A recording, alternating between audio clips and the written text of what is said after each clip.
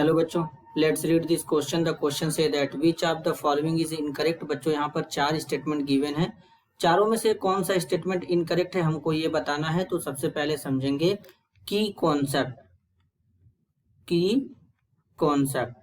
की कॉन्सेप्ट होगा aldol reaction. अब एल्डोल रिएक्शन को एल्डोल कंडेंसेशन रिएक्शन भी कहते हैं बच्चों। तो सबसे पहले समझेंगे एल्डोल रिएक्शन होता क्या है। ऐसे कार्बोनिल कंपाउंड जिनके पास एटलीस्ट एक अल्फा हाइड्रोजन प्रेजेंट होता है, तो उसको जब डाइल्यूट बेस के साथ ट्रीट करते हैं बच्चों, तो उसी को एल्डोल कंडेंसेशन रिएक्शन कहते हैं। अगर हम स्टेटमेंट फर्स्ट में देखें तो यहाँ पर लिखा गया CH3CHO। अब एल्डिहाइड इसमें फंक्शनल ग्रुप है, तो इससे ये जो कार्बन जुड़ा है इसे अल्फा कार्बन पे 3 अल्फा हाइड्रोजन है, तो मतलब ये एल्डोल कंडेंसेशन रिएक्शन देगा। तो स्टेटमेंट फर्स्ट जो है वो करेक्ट है। स्टेटमेंट 2 में बोला गया है यहाँ पर एक कंपाउंड है, तो सबसे पहले इस कंपाउंड का स्ट्रक्चर इस तरीके से बनाएंगे बच्चों। CH3 डबल बॉन्ड O, यहाँ पर बनेगा CH2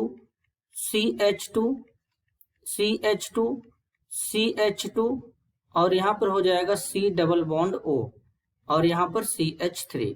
सबसे पहले क्या करेंगे बच्चों, सबसे पहले हमारा KOH से OH माइनस आएगा, ये इस हाइड्रोजन को एब्स्ट्रैक्ट करेगा। तो यहाँ पर सबसे पहले कार्बन आयन का फॉर्मेशन होता है CH2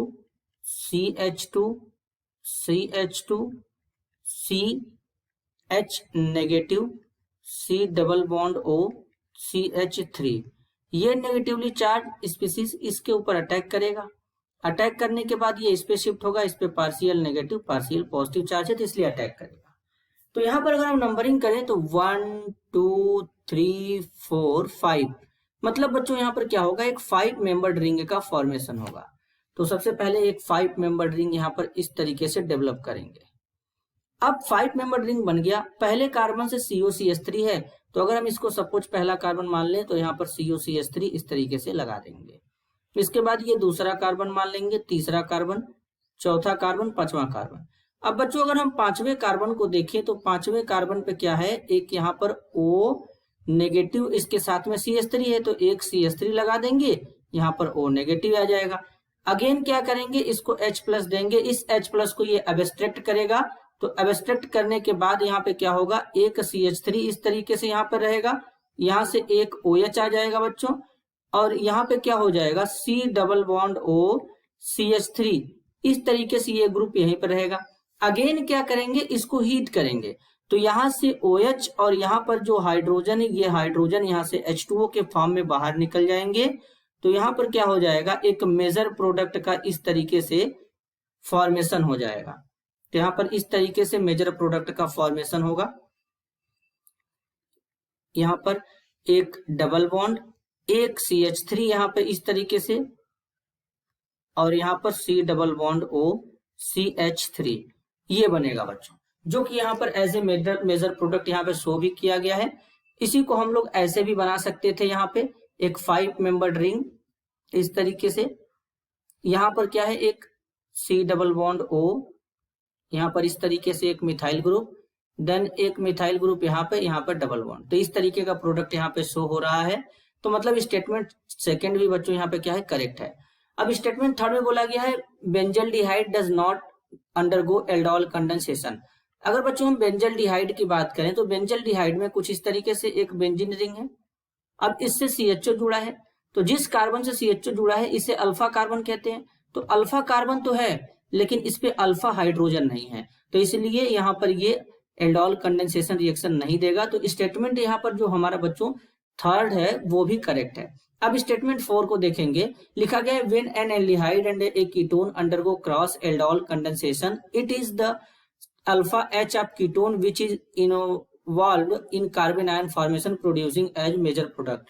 तो बच्चों अगर हम बात करें इस तरीके से एल्डोल कंडेंसेशन रिएक्शन कराएंगे, अगर हम एक एल्डिहाइड लेंगे, दूसरा कीटोन लेंगे, तो वो क्रॉस एल्डोल कंडेंसेशन होगा।